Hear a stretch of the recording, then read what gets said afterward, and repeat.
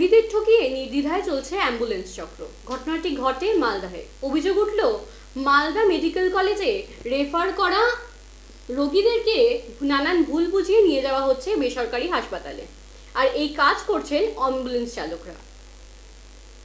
পরবর্তীতে চিকিৎসার নামে দিনের পর দিন সেখানে ভর্তি রেখে মোটা অঙ্কের টাকা আদায় করা হচ্ছে রোগীদের পরিবারের কাছ থেকে। মূল অভিযোগ, অ্যাম্বুলেন্স চালক এবং নার্সিংহোম কর্তৃপক্ষগুলো নিজেদের মধ্যে যোগাযোগ রয়েছে, যার কারণে ক্রমশ সক্রিয় হয়ে উঠছে এই চক্র। অভিযোগ পাওয়ার পর তদন্ত করে ঠিক সেই রকমই একটি চক্রের হদিশ পেল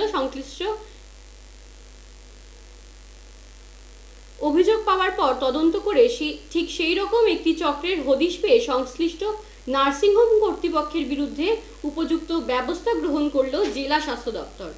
মালদা জেলা প্রশাসন সূত্রে জানা যায়, গজল থানার আলাল পাহাড়ি ভিটা এলাকার বাসিন্দা কুমার কোড়া শ্বাসকষ্টজনিত সমস্যা নিয়ে চলতি মাসের 17 তারিখ গাজল হাসপাতালে ভর্তি হন। এরপর তাকে সেখান থেকে মালদা মেডিকেল কলেজে হাসপাতালে রেফার করা হয়। অভিযোগ, যে অ্যাম্বুলেন্সে করে এই রোগীকে নিয়ে আসা হচ্ছিল, সেই অ্যাম্বুলেন্স চালক পরিবার সদস্যদের মালদা মেডিকেল কলেজে ট্রিটমেন্ট হয় না প্রভৃতি নানা ভুল কথা বলে রোগীকে মালদা শহরের আমবাজারে অবস্থিত একটি বেসরকারি নার্সিংহোমে নিয়ে যায়। পরবর্তীতে সেখানে ওই রোগীকে দিনের পর দিন আটকে রেখে চিকিৎসার নামে ব্যবসা শুরু করে সেই নার্সিংহোম কর্তৃপক্ষ। হ্যাঁ, ঠিক এমনই অভিযোগ উঠল পরিবারের তরফ থেকে।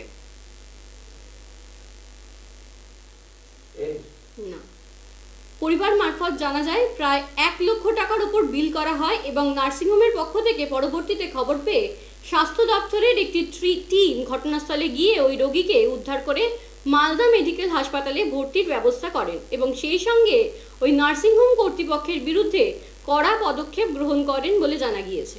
যদিও সংবাদ মাধ্যমের মুখোমুখি হয়ে ক্যামেরার সামনে সংশ্লিষ্ট নার্সিংহোম কর্তৃপক্ষ নিজেদের ভুল স্বীকার করেছেন। ঘটনা সম্পর্কে কি কি অভিযোগ উঠে আসছে তা বিস্তারিত শোনাবো আপনাদের।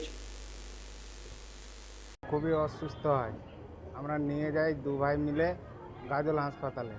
ওখানে ডাক্তারবাবু বললো যে মালদা মেডিকেল হাসপাতালে নিয়ে যাও।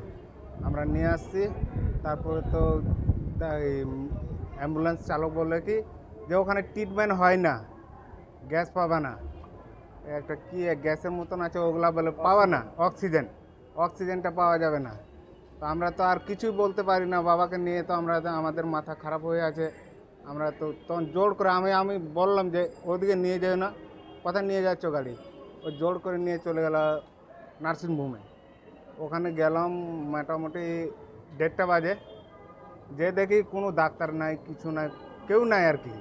2টা স্টাফ ছিল মনে হয়, ওনাদের সাথে তো যে তারপরে ঢুকালো নার্সিংহোমের ভিতরে, ঢুকে অক্সিজেন লাগিয়ে দিল। তারপরে আমাদেরকে বাইরে ডাকলো, বাইরে ডেকে বলছে যে আপনাদের টাকা জমা করতে হবে। আমি বললাম কত?